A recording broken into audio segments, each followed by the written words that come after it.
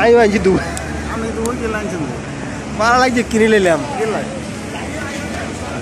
আমি তো কাঁঠালটা যতদিন আনে ততদিনে ভাবি আসলে হ্যাঁ এখন এত বড় উপর আছে যে কাটিয়ে থাকবো এখন ঘর আর খাইতে বিরক্ত কালকে সাইড বেরিয়ে গেলাম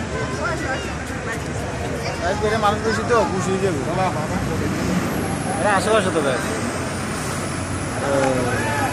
কাঁঠাল তো সুপার কাঁঠাল নাইগুলা যেসব